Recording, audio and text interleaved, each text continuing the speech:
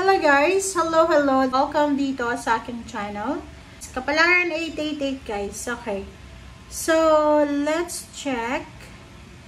Okay. Wait lang guys. Okay. So, tingnan natin kung anong messages, vibration. Tinitingnan ko lang guys kung anong oras na. Okay. Let's check kung ano bang messages, vibration, energy, gabay. Number 4, courtship. Single ka ba? OMG. So, nakikita ko sa'yo dito, maybe there's na medyo may edad ka na ba? Pwedeng matandang dalaga, matandang binata, na medyo nag-aalala ka na para sa pag-aasawa mo sa future, parang ganon. So, this week, parang sinasabi ng baraha sa'yo na kung gusto mong mag-asawa, gusto mong magtagpo talaga ng tao na pwedeng baka-compatible sa'yo, isa sa mga possible maging source nito is yung pwede kang mag-join sa mga dating application or dating websites na pwede kang makahanap ng kaibigan mo or pwedeng kausap or kung sino man. So, eto yun. 'Di ba? So, yung iba dyan sa inyo, maybe you're preparing for an engagement or a wedding. So, maybe namumroblema ka sa pera, sa schedule, sa weather, or sa kung ano pa man. Meron din dito, comment down below, na posibleng ikaw ay namumroblema para sa health ng iyong parents, para sa health ng iyong karelasyon, or para sa health ng kung sino man ang parang anong tawag dyan, kung sino man na connected sa'yo. Alright.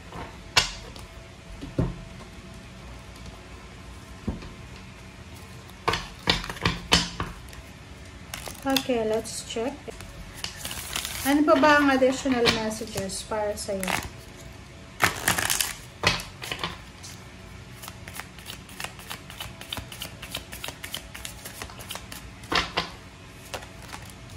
Alright, so Isaiah.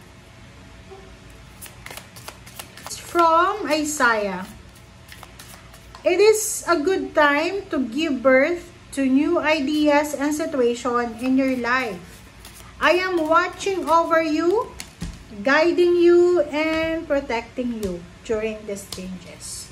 Okay, so, sinasabi ng Miras, yung linggong ito ay napaka-perfect na oras, linggo, para sa mga bago mong ideas, bagong plano, babae ka man or lalaki, perfect ito para magkaroon ng additional member ng family, mabuntis, makabuntis.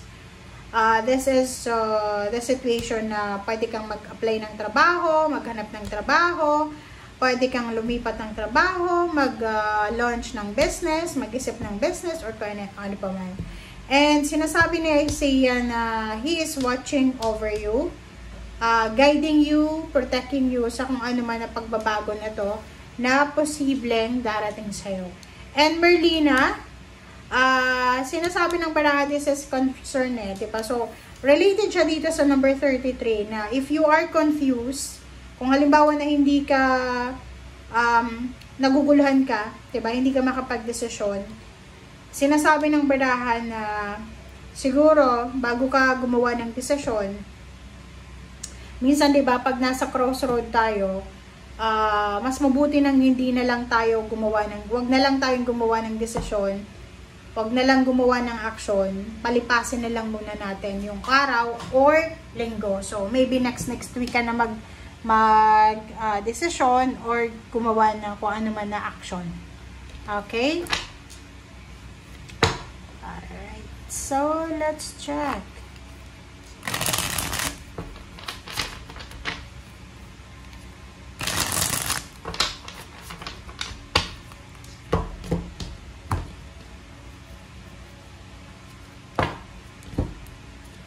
Okay, Ten of Cups.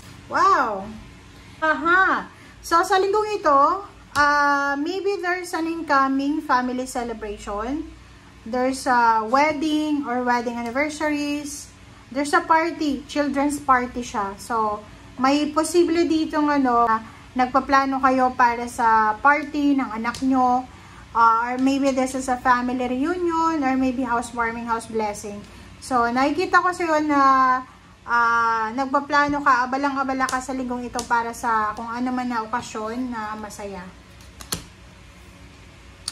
Okay, next card natin is Ace of Swords. But the problem is, okay, wow. Ang problema lang dito guys, okay, mag-comment ka. Nakikita ko sa'yo dito, you are excited para sa isang okasyon. Excited ka para sa good news.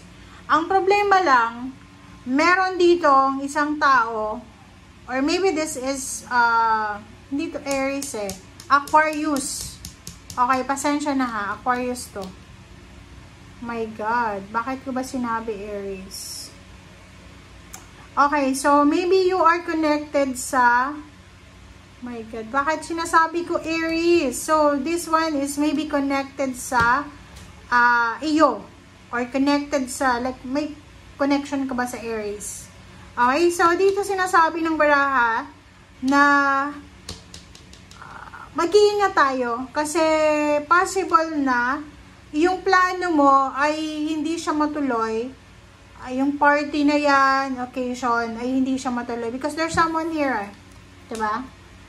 Isang traidor, isang tao na posibleng sisirain niya kung ano yung mga plano mo sa buhay. Careful lang tayo ha, kasi may mga tao talagang isinilang sila na talagang ayaw nilang makitang masaya yung lahat sa mundo.